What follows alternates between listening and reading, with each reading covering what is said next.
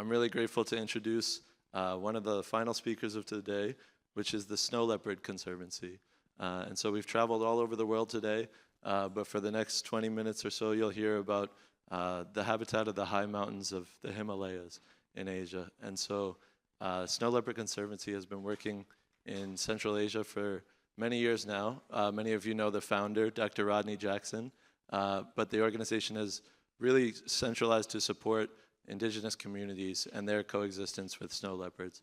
And so today you'll hear from a few staff members from SLC, including Ashley Lutz-Nelson, who's the vice president, or now actually the executive director of Leopard Conservancy as of this year.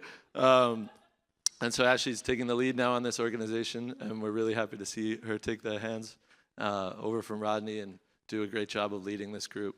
And of course, you'll also hear from Siring Lemulama, who traveled a long way from Nepal to be with us today to share about her view on how coexistence with snow leopards and people can really succeed. So please, we want to get the energy up a little bit. I know many of you have been through many talks today. If you want to stand up a little bit and you could stretch, put your arms up, maybe touch your toes. And while you're standing up, you could keep going with a standing round of applause for Leopard Conservancy. Cheers. Good luck. Thank you. Wow, thank you very much, Tommy. Thank you all so much for joining us today. It is an absolute pleasure to be sharing Earth Day with you, talking about snow leopards and so many incredible endangered species all around the world. Today is actually my cat's birthday today as well, so thought we would want to celebrate that. So I would like to share with you a love story. This is Anna. She is the most beautiful snow leopard in the whole world. I first came to meet Anna when she was under care at the San Francisco Zoological Society. She came to us when she was 2.5 years old as part of the Species Survival Program for snow leopards, which is a conservation breeding program that supports wild conservation efforts. We worked with Anna every single day very closely, and we built a relationship on the foundation of trust. We helped her adjust to her new home, and we helped her through breeding introductions, and we helped her throughout her first pregnancy.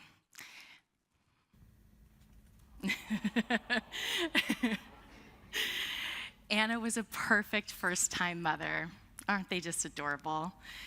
They bonded, and the cubs were nursing and growing perfectly. However, at their first neonatal exam at 3 weeks old, we discovered that they had health challenges, and they would need daily veterinary care.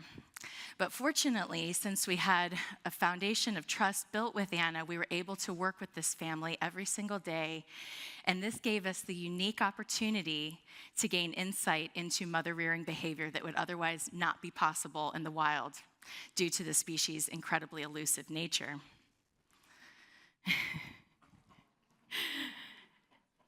We witnessed Anna's endless patience, compassion, selflessness, so majestic, yet so vulnerable.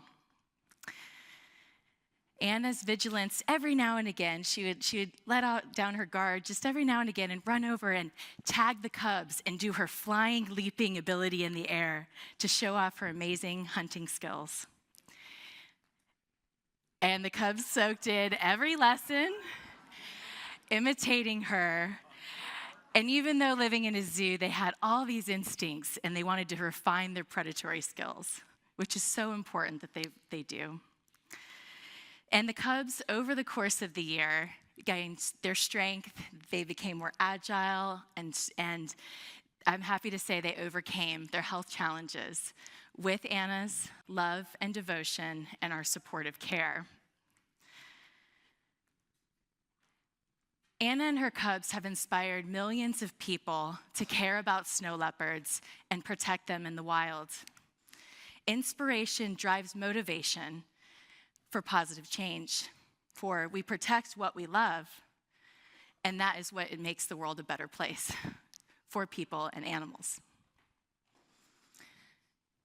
Snow leopard mothers in the wild have extraordinary challenges compared to our cats at the zoo.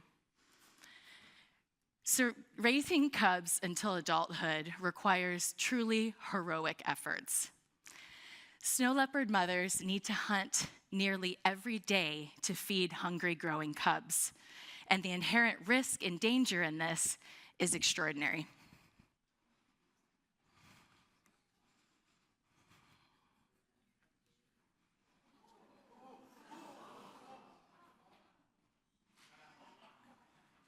Don't worry, she makes it.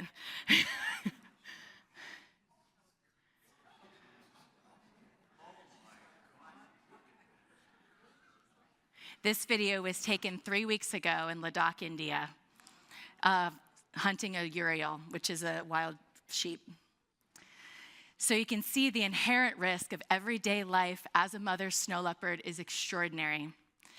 And then on top of that, you add in their increased risk to conflict with herders over livestock and retributive killings. Other human-related pressures such as development that's not regulated, unsustainable development, and disease transmission between people, domestic animals, and wildlife threatens their existence. Climate change, the effects of climate change are seen first in the high mountains, and we're seeing deadly landslides and floods in this area. It is truly imperative that we address these threats so that people and animals can live in this shared landscape. We work with local conservationists living in mountain communities on coexistence. Our approach empowers traditional knowledge as well as science. We can do both. We use a holistic One Health approach because we know that human, animal, and environmental health are all interconnected and dependent on one another. We know this in our hearts. It is my absolute pleasure to introduce one of our most amazing conservationists, Shiring Lama, to the stage. Shiring grew up in Dolpo and is committed to saving snow leopards in her hometown. Dolpo is just outside Shefuksundo National Park, which is home to the largest population of snow leopards in Nepal, which is only about 80 snow leopards because the whole population in Nepal is only 350. Her work is so critically important for the survival of this species, a sacred species to indigenous communities. This is Shiring's first time to California and to the WCN Expo. Can everyone please help me in welcoming her to the stage?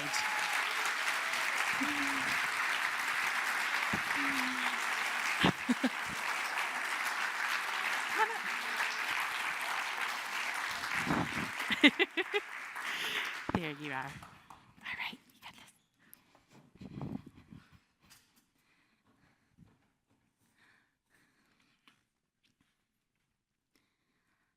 Okay, back? Other way? Okay, good. Namaste and Tasitele. My name is Sring Lama. And I believe that indigenous women are the key for the successful conservation of threatened snow leopards and other species. And I also believe that every person has the potential to change the world.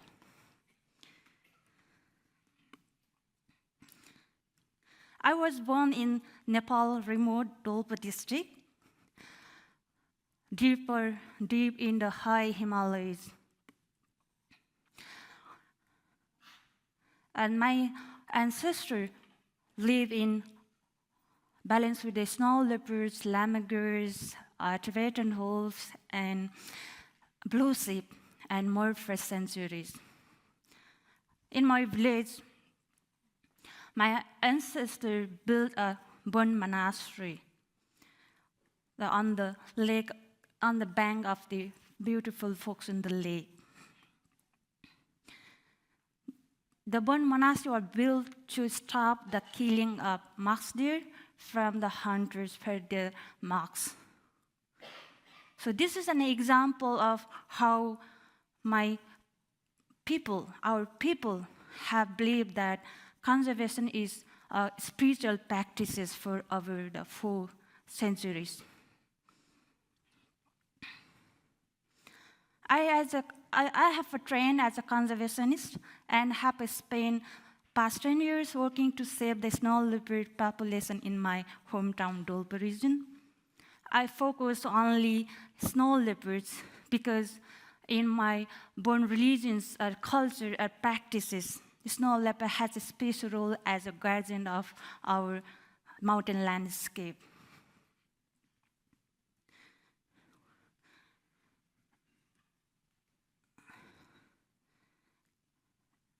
And in 1984, Nepal established the Sefox National Park in my hometown, Dolpa region.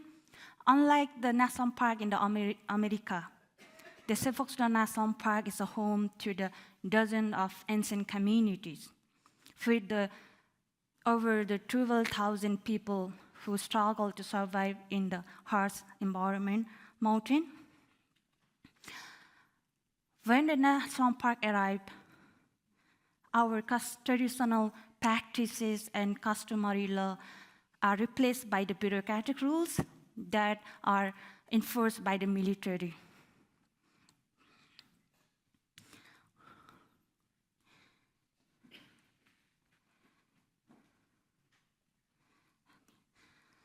Last year, in the blaze of fury, a snow leopard killed 110 goats in a single night. These mass killings are economically devastating for the local herders, and the current market value of these 110 goats is around 30,000 USD. This is in the country where their per capita income is only 1,500 USD per year. This level of loss can bankrupt a family for a generation. So what do the herders do? They retaliate. They put the poison, like a flea powder, combined with the broken razor blades into the dead goats, which is now returned to eat.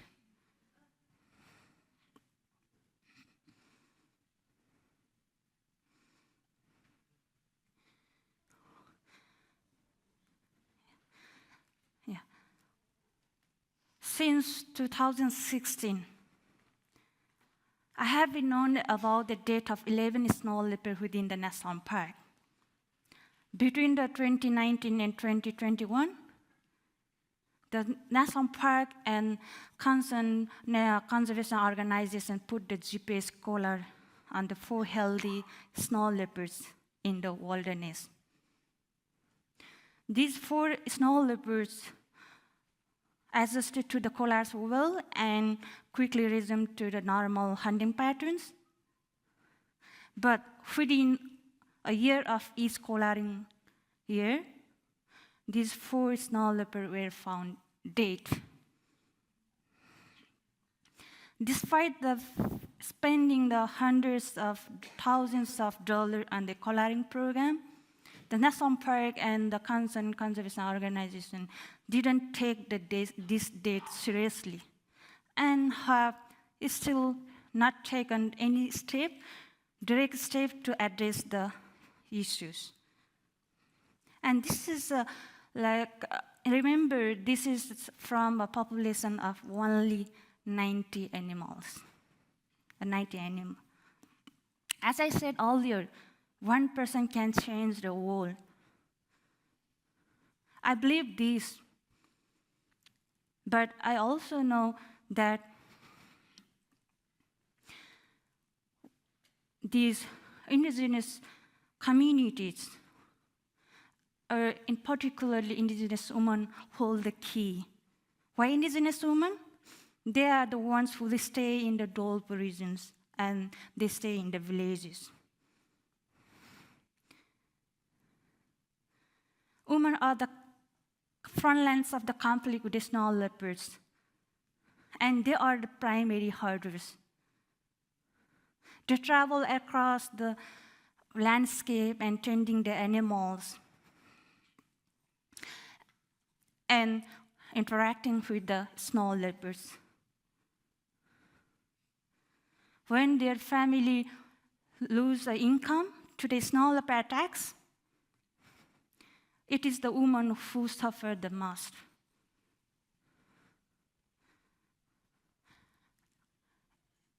As a conservationist, I believe that the snow leopard population in my hometown is close to possible extinction events. So what I know I can do, I have proven that I can reduce the mass killing.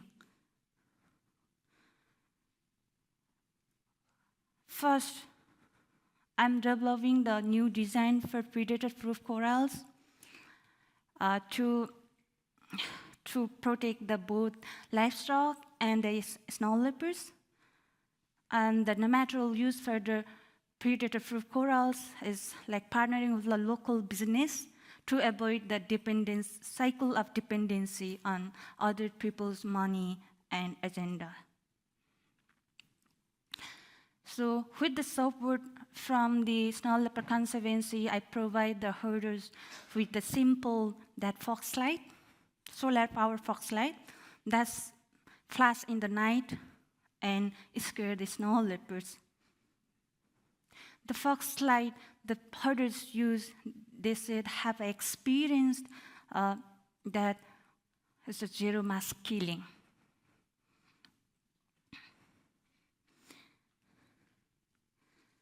And second, what I am doing, I can help teach and change the perspective of local youths to become a snow leopard sporter. They are the futures of the Dolpo, from the TikTok to the climate change. They exactly know what they are facing, Dolpo people are facing in the coming decades, and they are hungry to make difference. I have trained the 15 local youth to be snow leopard sporter, and they are so curious to see the snow leopards and also show the snow leopards to the tourists. And then after providing or helping them the training, and they changed their perspective, and now they are value the snow leopards. That's I'm initiating 2 years ago. Sorry. Third one, I'm working on the development of mobile apps, simple mobile apps that records the snow leopard sighting in my hometown Dolpo. And with this app, I can employ the growing team of that snow leopard sporter, to collect the data on snow leopard sighting, movements, dates, and then share this data with the world. And by using this simple technology, we can put the power of the conservation in the hands of local people. So what can you do? First, you can come trekking through Dolpo regions and support the local economy, and to understand the situation for yourself. And second, you can support the important work that our sleep team are doing around the world that support the local and the indigenous conservationists like me.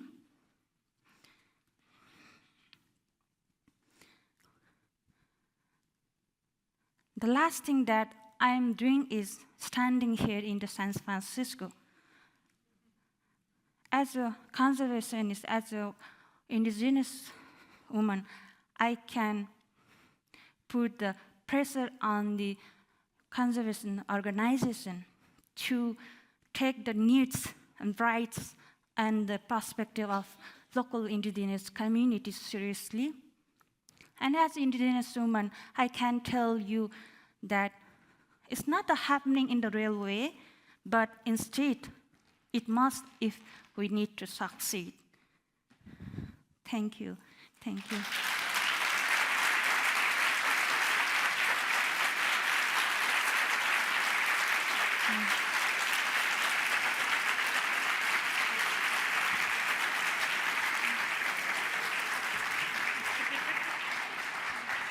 Yeah. Thank you so much, Searing and Ashley. That was beautiful. I hope everyone learned a lot from Searing's words today and take it to heart.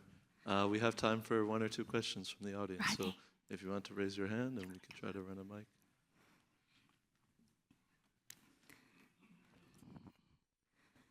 Don't be too shy. And if you want, yeah, Rachel's got it. So back here on the left in the yellow shirt. I was wondering how you dealt with maybe people's initial anger at protecting the snow leopards when they felt like their livestock was at risk.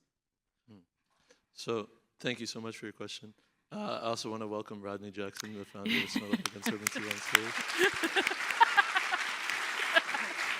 He wants to say something as well. After this question. Sure. So Searing, the question was, how do you cope with people's anger and help them to deal with that after there's a killing of some of their livestock? Yeah, of course, others, they are angry when the snow leopard kill the livestock.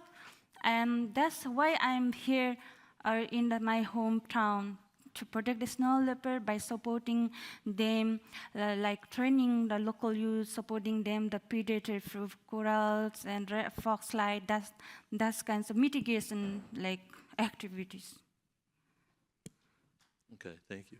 And sure. not only that, I'm just organizing the snow leopard conservation treks, and my trekking company called the Snow Leopard Journey, and it's minimum 15% of the profit go back to the grassroots snow leopard conservation works. Awesome, thank you, Searing. All right, Rodney can share one word, and then we'll have one last question. Thank you. This is really a dream come true, because I've long thought, doing the studies back in the 80s, it was really quite clear this is a very difficult place to live in, and it was the local communities that ultimately are going to be the best stewards. So our goal really is, and it's happening with Serin, I think, is bring together traditional knowledge with scientific Western knowledge, and they get the best of the two of them. But the practitioners clearly are not people thousands of miles away or people in the capital of Kathmandu. They're people that live beside the snow leopards. So thank you, Serin, for making this a dream come true.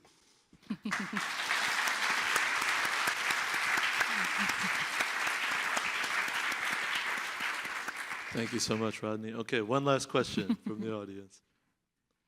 Maybe right down here in front, yeah? We got a microphone for you as well.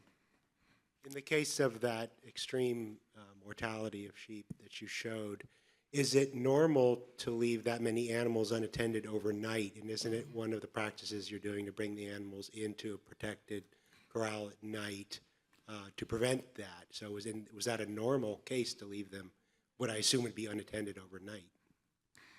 So, it's not normal. Sometimes the people say the snow leopard, if the snow leopard a ghost, and then it's enter into the corals and kill a lot in a single night.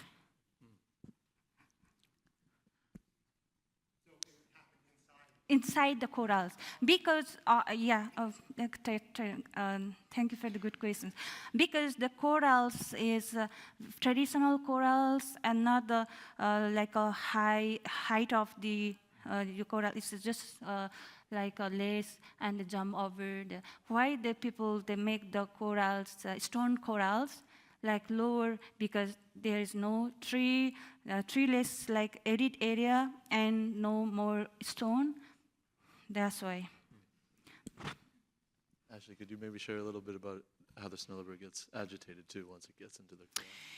Yeah, unfortunately, So on open landscape with snow leopards hunting prey, like in the video I showed with the snow leopard hunting the Uriel, prey scatters. So there's really only one chance to catch one animal at best in a wild hunting situation. But in a traditional corral, even if there's a small aperture, the cat can get in if the animals are left unattended and there's not a herder nearby to listen for any commotion. And so once the cat is inside, they do what's called a surplus killing. And mountain lions do this as well. But they will kill every animal before they start eating one. And this really doesn't help their cause at all. But Yeah. so unfortunately, it can lead to complete emotional and economic Another devastation. reasons is the coral is like a built on slope, so they get into the easy and get out. The snow leopard is very difficult. It's like this, you know, like here jump over here. It's easy. Here is not easy. That's why suffocation and kill kill and suck the blood and then pile the every death of the goods. And at Can I add one thing? That this Yeah, last multiple point. killing is not only in multiple killing is not only in snow leopards. It's an unusual situation because we have domesticated animals and brought them into enclosures. It happens with hyenas, leopards, all sorts of animals. And so it's really, the solution comes on how you manage your livestock. We don't want the livestock to be killed either, so its prevention is key. Okay, so then can we have one last round of applause? I'm sorry we're out of time for questions for Snow Leopard Conservancy. Thank you.